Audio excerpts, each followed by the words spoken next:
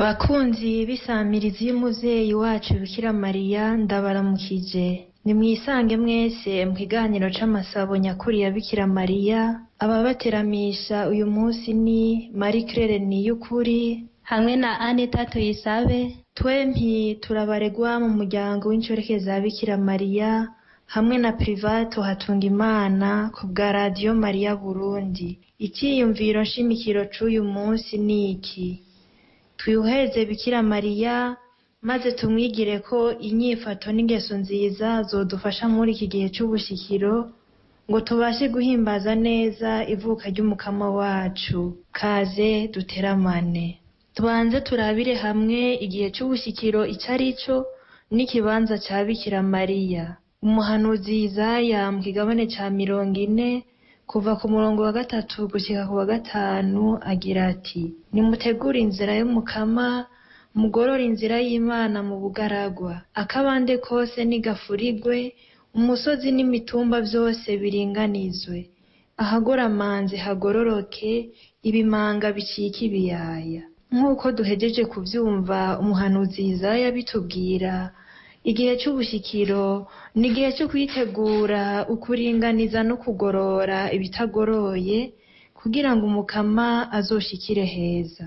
Igihe c'ubushikiro ku mukristu kigereranwa n'igihe c'impeshi ku murimyi, aho yita ku rutare kugira ngo igihe cirima ntikimujane aterera imbuto ku gihe. Ku mukristu naho igihe c'ubushikiro ni igihe cyo kwisubirako, agasuzumana umwete impengamiro zose ziri mu buzima bwiwe naho agejeje urugendo rwiwe rwo kurondera ubweranda.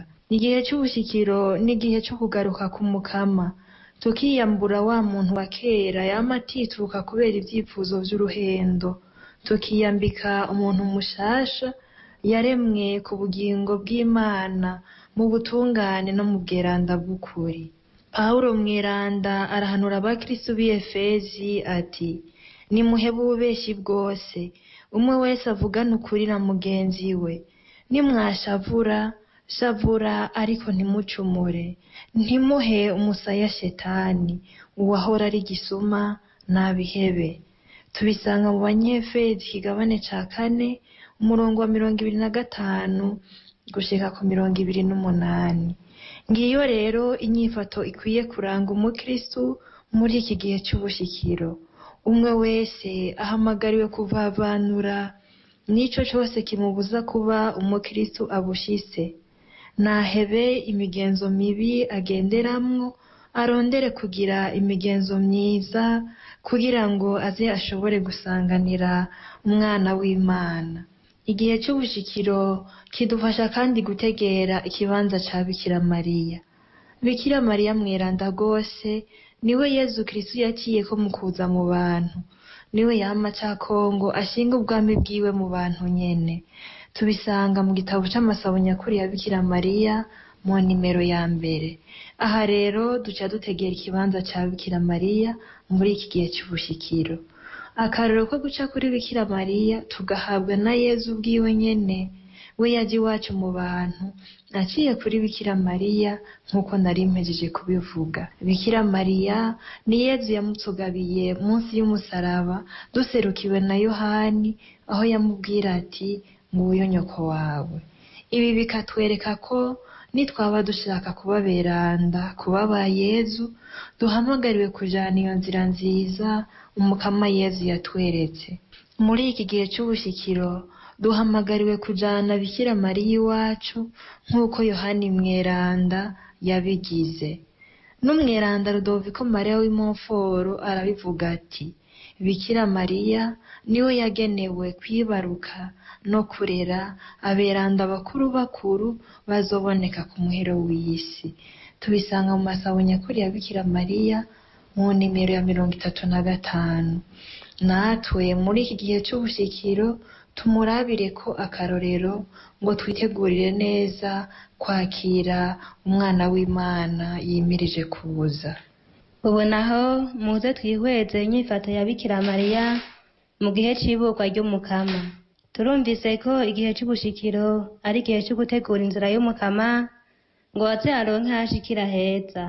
Ariko kuri Bikira Mariya dusanga wewe yari yarateguwe kera nk'uko tubizirikana ku munsi mukuru w'iburwa ry'umukama tuzohimbaza mu minsi iri imbere. Inyifatiro zaranze Bikira Mariya mu gihe cy'iburwa ry'umukama ni nyinshi cyane, ariko turavugamo nkeyi kuko atawo zimara zose. Ubwa mbere ni ingeso nziza y'ukumviriza. Bikira Mariya ntiyigeze yirukana intumwa y'Imana, yaramwakiriye aramwumviriza, na kare ngo uza kumva arumviriza. Yaramwumvirije baraganira, aho adategereye aramubaza, arashikiriza amadidani afise nawe aramuhumuriza. Kuko yumviriza n'amajambo y'ihumure yarayakiriye, aca yishura ati jewe ndi umusavyi w'umukama nibimbere uko bivuze. Inyifato ya kabiri ni ubugamburutsi bwa Bikira Mariya. Bikira Mariya amaze gutegura neza ishaka ry'Imana kuri we, yaciye agamburuka buno nyene, araheza arinjira mu mugambi w'Imana. Yaragamburutse mu kwemera kwibungenga jambo w'Imana, gutyo natwe turaheza turaronka uwo jambo w'Imana. Ntiyagamburutse rero kuko yarategera icyo yarahamagariwe. Inyifato ya gatatu ni ukwemera kwiwe. Ukwemera kwa Bikira Mariya kwaragaragariye mu bikorwa, kuko yaciye yemera atarinze guhigima ko agiye kwinjira mu mugambi w'Imana, aremera ko agiye kuzokwibaruka jambo w'Imana. Bikira Mariya rero ntafise ukwemera guhugumbwa, ahubwo afise ukwemera gukomeye, ari naho mbere kwamutumye amenya inyifato agira imbere y'umumarayika.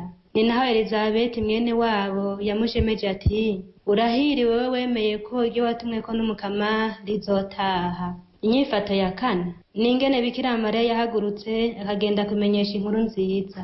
Ivyo turabisanga mu nkuru nziza yanditswe na Luka Mweranda, kigabane ca mbere kuva ku murongo wa 39 gushika wa 40, ahagira ati Mariya arahaguruka agenda yihuta mu misozi aja mu gisagara ca Yuda agiye kuramutsa Elizabeti. Ni vy'ukuri Bikira Mariya ntiyashimye kwigungana iyo nkuru nziza yarahejeje kumenyeshwa n'umumarayika, ahubwo yaciye ahaguruka ayishira Elizabeti. Nguko rero uko Bikira Mariya yabaye umenyesha inkuru nziza. Ni inyifato yodufasha natwe muri iki gihe buca dutangura. Inyifato ya gatanu ni umutima wo kuninahaza Imana. Bikira Mariya aho yari kwa Elizabeti yarashize ijwi hejuru mu kuvuga ninahaza Imana, aho yagira ati umutima wanje uraninahaza Imana, umushaha wanje wahimbawe n'Imana yo mukiza wanje. Tubisanga mu nkuru nziza yanditse Luka Mweranda, kigabane ca mbere kuva ku murongo wa 46 gushika kwa 56. Kubera ko rero Bikira Mariya yari umuntu w'igisabisho, ni naho yahavuye akaronka amajambo akoresha mu kuninahaza Imana bimenyene vy'imvamutima. Icyiyumviro nshimikiro ni iki: twihweze Bikira Mariya maze tumwigire ko inyifato n'ingeso nziza zodufasha muri iki gihe cy'ubushikiro ngo tubashe guhimbaza neza ivuka ry'umukama wacu Yezu Kristu. Turabire hamwe rero ingeso nziza zaranze Bikira Mariya zodufasha natwe muri iki gihe cy'ubushikiro. Mu gitabo c'amasabo nyakuri ya Bikira Mariya, Umweranda Rudoviko Mariya w'Imontfort mu nimero 108 aratwereka izo ngeso nziza: ubwifate ruto bwiwe, ukwemera kwiwe gukomeye, ubugamburutsi bwiwe bwa gose, agatima kiwe ko gusenga adatezura, ukwigora kwiwe muri byose, ubwere ntegerwa bwiwe bukwiranye n'Imana, urukundo rwiwe rwuzuye igishika, ubwiyumanganye budatsindwa nk'ubw'abamarayika, ubwitonzi bwiwe. Ngizo rero ingeso nkuru 10 Bikira Mariya yari afise. Mwebwe rero munteze amatwi, munkundire muri izi ngeso nziza zaranze Bikira Mariya, turabire hamwe ukwemera gukomeye kwaranze Bikira Mariya.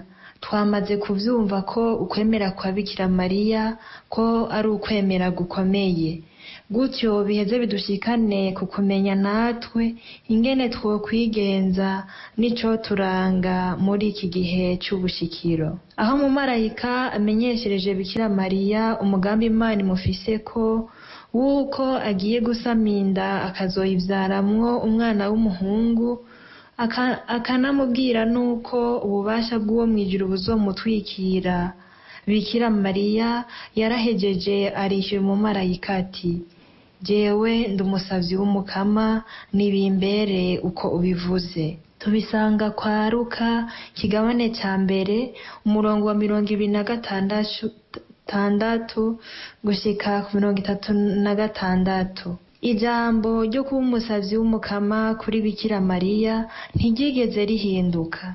Kuva mu gisengero gushika mu isenga ry'ibuye, no kuva mu isenga gushika ku Karuvariyo, no kuva ku Karuvariyo gushika yurizwe mw'ijuru, umutima n'umubiri yaguma asubiramwo ati jewe ndi umusavyi w'umukama.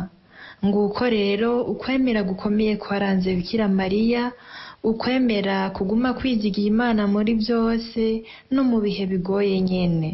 Umumarayika kandi yabwiye Bikira Mariya ati mwaramutse wewe wuzuye inema, umukama muri kumwe.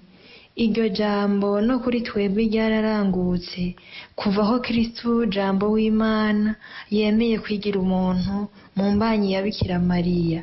Yaraje ari kumwe natwe. Uwo rero ukaba ari wo muzo wiwe wa mbere. Nawe nyene aravyivugira ati nanje ndi kumwe namwe ubutakibavirira gushika ku muhero w'isi. Tubisanga mu nkuru nziza yashikirijwe na Matayo Mweranda ikigabane ca 28 ku murongo wa 20b. Umukama ari kumwe natwe. N'iri jambo nipfuza ko dufashanya gutegera muri iki gihe c'ubushikiro. Duhejeje kuvyumva, umukama ari kumwe natwe, yaraje mu muzo wiwe wa mbere, ariko kandi niwe yimirije kuza mu muzo wiwe wa nyuma. Ekleziya mawe wacu idutegekaniriza kino gihe kidasanzwe c'ubushikiro kugira ngo idufashe kuzirikana iyo dutera tugana twebwe abana b'Imana. Aha kw'isi si iwacu ni mw'ijuru. Niho rero Ekleziya idutegekaniriza kino gihe c'ubushikiro kugira ngo itwibutse, idukangure ntitujya mu mukondora-zosi, nyabuna itwibutse ko umukwe ari hafi, duheze dushire amavuta akwiye mu matara yacu kugira ngo tuze dushobore gusanganira umukama dufise amatara yaka nk'uko abigeme dusanga mu ijambo ry'Imana babigize. Tubisanga kwa Matayo kigabane ca 25 umurongo wa mbere gushika ku 12. Bikira Mariya nawe niwe karorero k'abigeme b'inkerebutsi mu gusenga adatezura no mu kwemera kutayegayega. N'ivy'ukuri umukama yaramaze gushika hagati yacu mu muzo wiwe wa mbere. Igihe yurira mw'ijuru yasize atubwiye ati mu ngoro ya data hari ibibanza vyinshi, ahandi ho nari kubibabwira kuko ngiye kwa data kubibategurira ikibanza, nzoheze ngaruke mbajane hafi yanje kugira ngo aho ndi habe ariho muba namwe. Tubisanga kwa Yohani kigabane c'14 umurongo wa 2 gushika ku wa 4. Yezu azogaruka kutujana hafi yiwe. Nguyo rero umuzo wiwe wa nyuma. Niho rero dusabwe kwitegura neza. Ukwitegurira uwo munsi birihutirwa cane kuko tutazi ngo n'uyu munsi canke ngo nejo. Nta munsi tuzi kandi mbere nta n'isaha tuzi. Ibi rero bidusaba kugira ukwemera nk'uko twumvise Bikira Mariya yari afise. None muze dusabe umukama ngo aturonse ukwemera gukomeye kugira ngo mu bihe byose ducamwo hano kw'isi ntiduhababuke, ntidutukwemera, tugume nyabuna twishimiye Imana. Gutyo duheze tumenye gutabaza no kwirukira Imana muri byose. Dusabe umukama adukomereze umutima w'ukwemera kugira ngo twemere ko umwana w'Imana ari hagati yacu, ko yamaze gushika, ko agumana natwe, ko atigera tuvirira na rimwe, ko kandi ariwe yimirije kuza kutujana hafi yiwe. Turahejeje kurabira hamwe inyifato n'ingeso nziza zaranze Bikira Mariya. Muze ubu naho turabire hamwe inyifato n'ingeso nziza zoranga umukristu muri iki gihe c'ubushikiro, twigana umuvyeyi wacu Bikira Mariya. Bavukanye, turabiye no mu buzima busanzwe, iyo umuntu yiteze umushitsi aramyitegurira agakubura, iyo mbere aba ahantu hamera ivyatsi arabirandura kugira ngo hase neza. Ku batunze imbere hariho n'abasubiramo gusiga inzu bagasubizamo ibintu vyaba vyarononekaye ku nzu canke no mu nzu nyene. Iyo nyifato yo kwitegurira umushitsi abantu bose barayifise, baba bafise vyinshi n'abafise bikeyi. Nk'uko rero twamaze kuvyumva, igihe c'ubushikiro ni igihe nyaco, ni igihe ciza co kwitegurira amaza y'umukama wacu Yezu Kristo. Reka rero duce ku mayange ingeso nziza zoturanga muri iki gihe twigana Bikira Mariya, nk'uko inama nkuru ya Vatikano ya kabiri ibivuga mu nyigisho yerekeye Ekleziya mu nimero ya 60, aho badutumirira kwigana ingeso nziza za Bikira Mariya. Harimwo ukumviriza. Twabizirikanye ko igihe Bikira Mariya yaburirwa ko azovyara umwana w'Imana, yumvirije kandi akazigama mu mutima wiwe ijambo. Ibisomwa vy'ijambo ry'Imana dutegekanizwa na Ekleziya birimwo inkebuzo nyinshi zodufasha. Aha twovuga nk'ijambo ry'Imana dusanga mu gitabo c'umuhanuzi Yesaya kigabane ca 40 kuva ku murongo wa 3 gushika wa 5, aho agira ati: hari ijwi ry'uriko arasemerera ari mu bugaragwa ati, nimutegure inzira y'umukama, mugorore inzira y'Imana mu bugaragwa, akabande kose nigafurigwe, umusozi wose n'umutumba wose biringanizwe, ahagoramanze hagororoke, ibimanga bicika ibiyaya. Bikira Mariya niwe atigeze ibimanga muri we, nikiyaya gusa neva mushasha. Mu guhimbaza umunsi mukuru w'isamwa atagicumuro mu gihe c'ubushikiro, tuzohimbaza kwa 6 turabira kuri Bikira Mariya inyifato ibereye yo kwitega umukama. Kuri iyo ngeso nziza y'ukumviriza haca hongera ko yizanana n'ijambo twumvise, ukugira umutima ukeye nka Bikira Mariya. Twebwe turabacumuzi, ariko Imana yaraduhaye uburyo bwo gusubiza hamwe nayo mu masakramento, cane cane iry'ikigongwe n'iry'Ukaristiya. Ubwa mbere rero natwe tworangwa n'inyifato y'ukumviriza. Nk'uko twari twamaze kuvyumva, Bikira Mariya yarumvirije intumwa y'Imana. Natwe rero tumurabire ko akarorero, bumvirize abaza kutumenyesha ijambo ry'Imana, turyumvirize, tuyishire ku muzirikanyi wacu, twirinde kubirukana nk'uko bamwe basigaye babigira. Ahubwo twumvize iry'Imana tuyagira ibaciyeko, gutyo tubonereho kwitegurira neza amaza y'umukama wacu Yezu Kristo.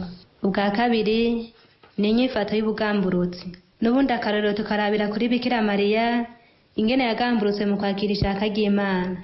Pawulo mweranda mw'ibaro yandikiye Abanyefesi ikigabane ca 5 kuva ku murongo wa 21 gushika 33 n'ikigabane ca 6 kuva ku murongo wa 1 gushika wa 3, araduhanura mu kutwigisha ubugamburutsi ati: abagore nibagamburukira abagabo babo, abagabo namwe nimukunda abagore banyu. Akongera ati: mwabana nimugamburukira abavyeyi banyu mu mukama. Umweranda Rudoviko Marayimoforo nawe ati: Yezu Kristo yamaze imyaka 30 yose agamburukira Bikira Mariya.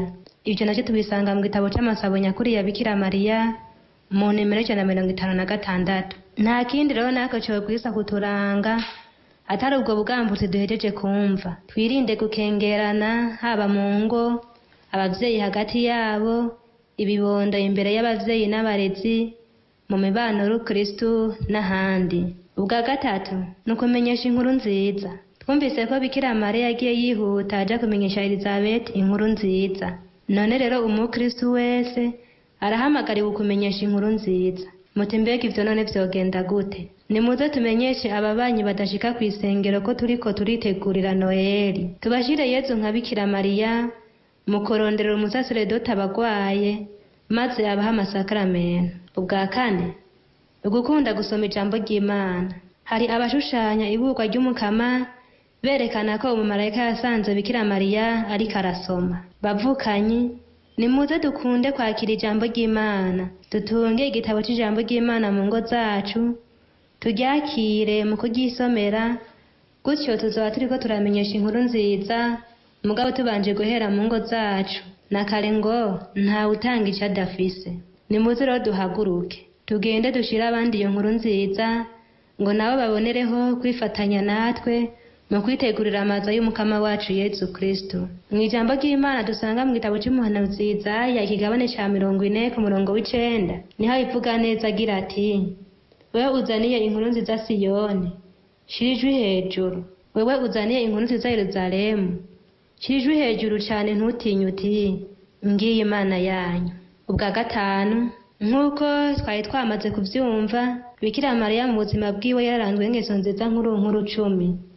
Mu nkundire rero ndazisubiremwo kuko turazikeneye cyane natwe mu buzima bwacu. Nizo zizi: ubwifatorito bwiwe bwa gose, ukwemera kwiwe gukomeye, ubugamburusi bwiwe bwa gose, agatima kiwe kugusenga adatezuka, ukwigora kwiwe muri byose, ubwerentegerwa bwiwe bukwiranye n'Imana, urukundo rwiwe rwuzuye igishika, ubwiyumanganyi bwiwe budatsindwa, ubutekereje bwiwe nk'ubw'abamarayika, be n'ubwitonzi bwiwe bukwiranye nk'Imana.